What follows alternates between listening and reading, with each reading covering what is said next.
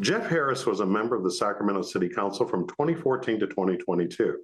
During his service, District 3 was ground zero to the homeless issue that is now pervasive throughout the Sacramento region. Former Councilman Harris joins us today to discuss his views on Sacramento's efforts to address the homeless crisis and of the evolving politics of the city. Jeff, what were the key challenges that you faced that you see today when dealing with the homeless camps that are not only within your former district, but also now much more pervasive throughout the region? Yeah, Scott, homelessness has changed a lot over the last decade. When I took office 9 years ago, there were about 2,200 homeless people that we had counted in the city of Sacramento, and now it's closer to 10,000 locally. So the numbers have increased, but the conditions on the street have worsened. And this is particularly problematic in addressing the homeless problem. Central to the changes are drug addiction. And it's really spiraled out of control since the onset of the pandemic. You know, there have been many things that made homelessness more problematic and a bigger problem for the city since the pandemic. For one thing, the Judicial Council of the Supreme Court of California, in reaction to the pandemic, released an awful lot of felons out of our county jail. They immediately became homeless without resources and migrated over to the River District, which was part of District 3, and that you know well because you did business there for quite a while. And as you mentioned in the opening, the River District has been ground zero for homelessness for many, many years. So it was all exacerbated by the release of many inmates from the jail. It jumped our homeless population 20% in 2 weeks. Very few people are aware of that. And these are people who, as I said, didn't have monetary resources, often didn't have familial resources, and were used to a life of crime. So it really caused a lot of issues that I feel the city council was slow to absorb. You know, I could see it in real time in my district. I started a triage shelter on Railroad Avenue, and the people who came into that shelter were very open with me about their drug use and their inability to get off drugs unless they were forced to. So the estimates of the homeless population that are actively addicted to opioids or methamphetamines or fentanyl, particularly evil stuff, is north of 75% now by most accounts. I want to jump in here on that, yeah, Jeff, because you have twice in just your few comments today referenced drug addiction. Mm-hmm. Most of the time when we have guests on the show, they talk about homelessness with a relationship. They mention drugs, but particularly mental health issues. Is there a reason that you are so focused on the drug addiction issue as opposed to you haven't really mentioned mental illness yet? Well, yeah, I will get to that. They're actually almost the same issue. Virtually, well, I wouldn't say virtually, but I'd say many people who find themselves on the streets have lived a life of abuse, have lived in a cycle of abuse their whole time. Many of them have true mental infirmities. You know, could be schizophrenia or Tourette syndrome, absolute psychosis. So the problem is methamphetamines in particular exacerbates those kinds of behaviors associated with mental illness. And some of the behaviors are particularly violent and egregious, especially with methamphetamines. And then, of course, with fentanyl, it can be the end of the life of an individual taking it on the street, and that often happens. So they are correlated, and it is a mental health and drug crisis. The reason I focus so much on the drug abuse part is because drugs are sold flagrantly and very cheaply on the streets of Sacramento, and really virtually all Western cities at this point. There was an infusion of very inexpensive Mexican methamphetamines that made their way into Sacramento just after the onset of the pandemic. And there were drug sellers out there handing out drugs for free to actively addict the homeless population. So when you look at homelessness, there are many reasons people fall into a life on the streets. It's usually a string of bad decisions or just victimization. It could be bad financial decisions. It could be spousal abuse. It could be drug abuse. It could be a predilection for criminal activity. There are many reasons that people become homeless. To address the homelessness problem, you have to look at this globally and be realistic about what's really happening on the streets. Well, I want to come to that in terms of what's really happening on the streets, but I'd like to pull back and talk about what was really happening up on the dais and in the city council chambers and the board of supervisors chambers here within Sacramento. Let me ask you directly, during your time on the council, if you were to give a letter grade like you would a high school student on how you all dealt with the homelessness issue in the city of Sacramento, what's the letter grade you'd give the council? Scott, to answer that, I have to pick out a point in time. So when I was on the council early, I would say we were hitting an A minus. We were doing the right things. We were doing triage. All right. So what about at the end of your tenure? Yeah, C minus or D. Okay. What changed? The way I see it, through the lens that I had in terms of the ordinance that we created and the shelter that we created, the city council never really embraced the idea that this was a mental health and drug crisis, predominantly. What did they think it was? Well, if you listen to some of the testimony at council, a lot of council members seem to think that the homeless population is more or less benign, people who are down on their luck and just need a helping hand.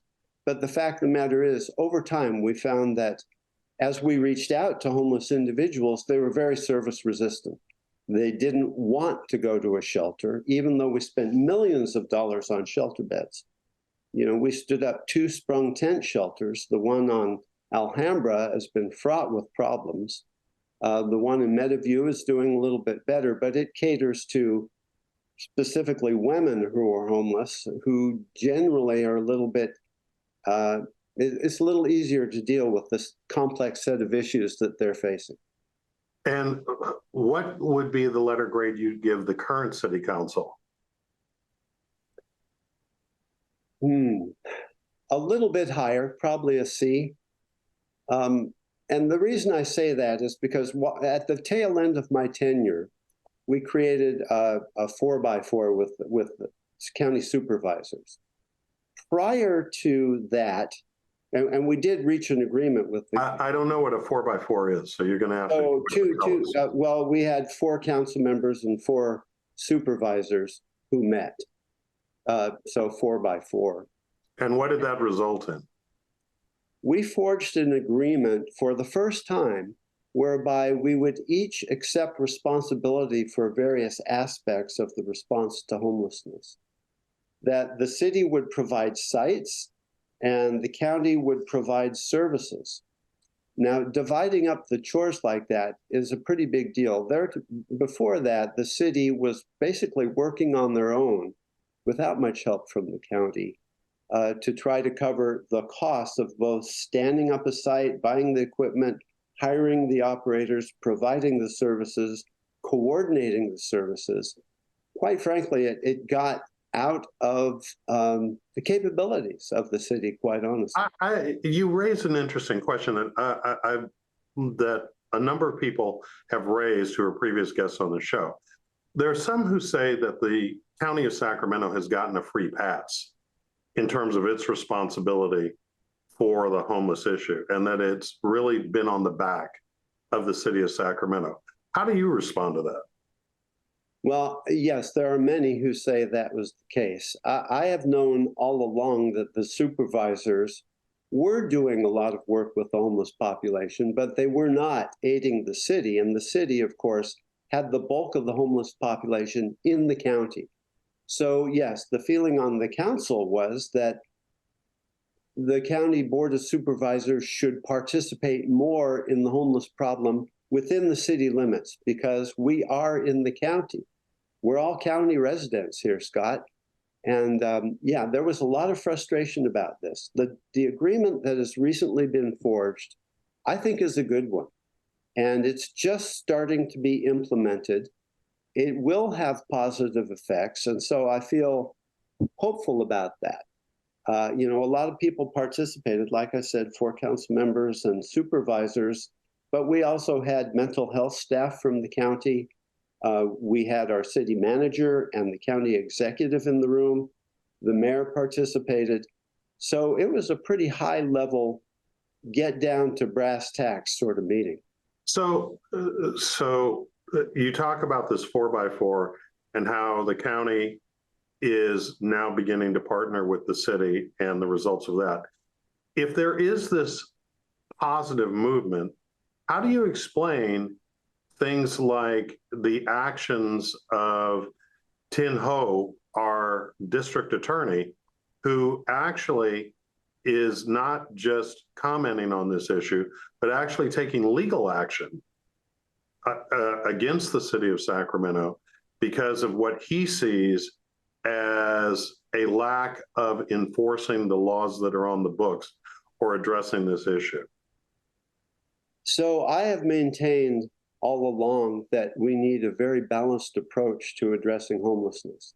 We do need to provide shelter beds. We do need to provide services, especially drug and mental health services. We also have to enforce our ordinance and not let the homeless population believe that their home is on the streets of the city of Sacramento. We need them to think that this is a temporary part of their life, not a permanent home for them. But with our lack of enforcement, we have actually created a culture on the streets where people thumb their nose at the police, commit a lot of crimes, get away with it, are not cited. Look, we've all seen the degradation of the city, and I wrote about these things, you know, in pretty to a great extent in Inside Publications in a recent article where I explained my views. So here's why Tin Ho sued the city. My constituents called me regularly and said, there's a homeless camp outside my business. They're coming in and stealing. There's feces at my front door. People are sleeping on the streets. Homeowners told me the same thing. They're defecating on my lawn, stealing my packages, threatening my children. We get reports like that from the people who elected us saying, we need help. But here's why I give the city of Sacramento a really poor grade in addressing homelessness. There's much talk about what the homeless population needs, but there's been very little talk about what the housed constituents need. And I argued at the dais that people who have homes are working and they're taxpayers and they provide us the money to deal with the homeless situation. We need to pay a lot more attention to our constituents' needs. Tin Ho put out a survey, 1,800 respondents, many of them with dire pleas for help. And I got those dire pleas too. Tin, you know, he maintains that his charge as district attorney is the public safety for everybody in the county. And he perceived a definite lack of public safety due to the city not enforcing our ordinance. And that's the basis of his complaint. Well, so I take it that you agree with his action that he's taken with the city. It speaks to, though, something that is a bit deeper that you touched on as well, which is there is, at least if you walk around the region and talk with average citizens, a feeling of hopelessness that anything will ever be done that is successful and effective on addressing the homeless situation. Take us inside those chambers that you were in and those conversations that you were in as an elected official. What they have all of the power, supposedly, at least in the minds of the constituents that voted them into office. Why has there been such a lack of performance? The answer to that is polarization of ideologies, Scott. And I mean, that's a big statement. But look, countrywide, we have people going farther to the left and farther to the right. And the same is true on the city council. So we had members on the council who felt that moving the homeless was a futile effort. You know, if they were blocking the sidewalks, which is a flagrant violation of ADA laws that were hard fought and won over decades. And, you know, many of our sidewalks had become absolutely unpassable and unsafe. You know, in District 3, going under the freeway underpasses, children were afraid to cycle through there because there were tents on both sides of the road, and they were, you know, getting accosted. They were actually in fear just going to school. So we created ordinance saying that if you camp on a city street, you have to leave a 4-foot right of passage, clear 4-foot right of passage on the sidewalk, so that people can actually have mobility in our city. Additionally, we said you can't camp within 500 feet of a school, you know, and we have a limit of 1,000 feet on playgrounds. But these are all being violated. So people see these violations and say the city council is just giving the homeless population a free pass to do whatever they want, wherever they want. And, you know, some of those behaviors are absolutely unacceptable and criminal. Now, you say that, and that's consistent with the messaging that you made as a council person. Mm-hmm. You were redistricted out of office, essentially. That's correct. Was your advocacy and this shifting of the political discussion, was that at all responsible for the fact that you were redistricted out of office? Well, I can only surmise. I suspect that it was. I heard some comments that made me think that there was intent behind drawing a map that would exclude me from my district and knock me out of my seat. Again, getting back to the ideologies on the council, there are some who are, I think, are far left who say, you know, you can't move the homeless population. It's cruel, it's inhumane, it violates Martin v. Boise. And then there was me, and to a certain extent, 1 or 2 other members, Sean Laloy, Alan Warren for a while, said, no, we've got to be more centrist. We've got to take the whole package. And yes, when you move really big entrenched homeless camps, Scott, you can avert a lot of criminal activity. We did this before Martin v. Boise. We started the impact team. And in fact, I got $1 million out of Kevin Johnson in a budget discussion to start the impact team. So that these were police and psychologists who would go around, encounter homeless people, offer them services, and try to get them to avail themselves of services. If they refused, they said, you can't sleep here, you have to go. And what happened was that it kept really large entrenched camps from forming, you know, over a period of months or years. And when they are settled and get to be large camps in one spot for a long time, that's when the filth and detritus and flagrant drug use and criminal activity really escalates. So it is not futile to move these camps. We did it for years. It had efficacy. Yes, it made life on the streets harder for some individuals, but life on the streets is not easy. And again, I feel it's imperative that the homeless population change their mindset and realize that living on the streets is a temporary condition, that it is not their permanent home. Now, a cynic might say, Jeff, that asking a homeless person who, in your own words, is vexed with substance abuse as well as mental health issues to live at a higher level of responsibility in terms of them being a citizen in the community is an errand for which there's no reward. How do you reconcile those two things? Through my experience at the railroad shelter, I found that even people in deep drug addiction are helpable. Sometimes they will say no. They often say no, up to 10 times before you can get to yes. It takes a concerted effort. It takes relationship building.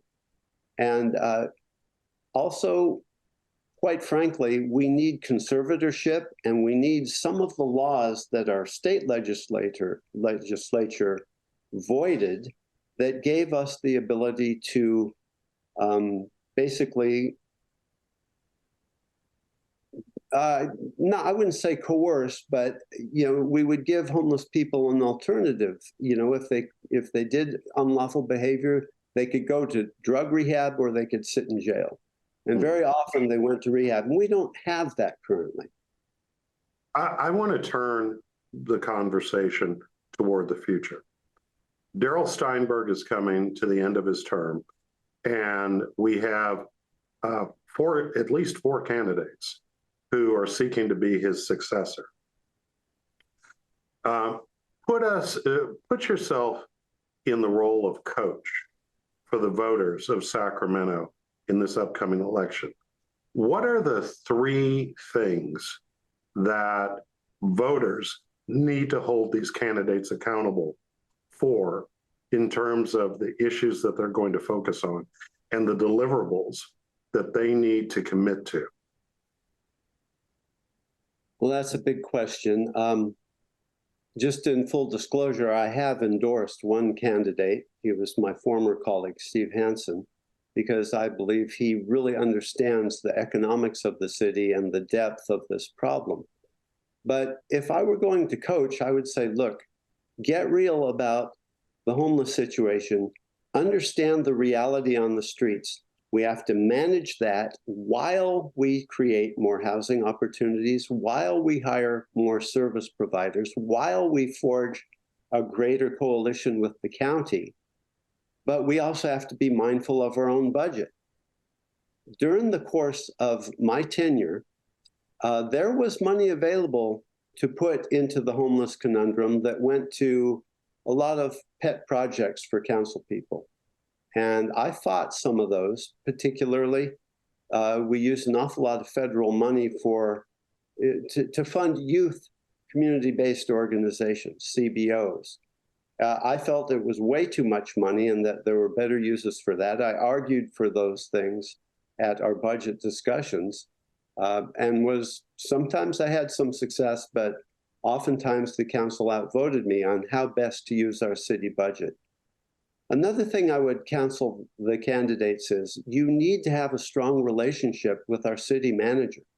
Our city manager's job is to manage the city budget and deal with all of the city employees. And these are the people that we task with all the policy issues and bringing them to fruition around homelessness and every other aspect.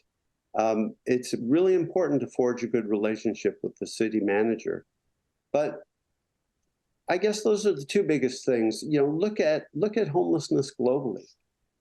Don't carry this line that the homeless population they're all really benign people and just down on their luck, and that a little offer of a helping hand will work. We already know full well that it's a struggle. It takes a concerted effort to lift these people out of street-bound poverty. And especially, the mental health and drug issues are particularly pernicious and difficult to get to a good answer on.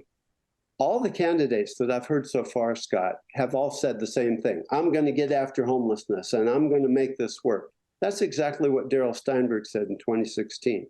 He said it was the central issue for him as an incoming mayor, that he was going to focus on homelessness and nip this thing in the bud and really make significant progress on it. And we've seen what's happened. It's, from my point of view, having sat on the council and worked with these people for years, I really believe that the focus was not on solving homelessness. It was kind of business as usual at the city, get my projects done, take care of my district. all of which are okay, but never an acknowledgement that homelessness was getting on top of us, that was degrading our city, that was causing people to move away, to feel unsafe.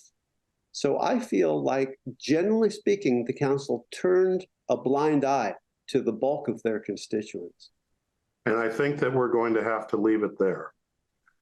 Jeff, we know that you'll be watching and you'll be writing in Inside Sacramento, and appreciate your perspective today. Thank you very much, Scott. Once again, it's great to see you, and an honor to be here on your show. All right. And that's our show. Thanks to our guests, and thanks to you for watching Studio Sacramento. I'm Scott Syphax. See you next time right here on KVIE.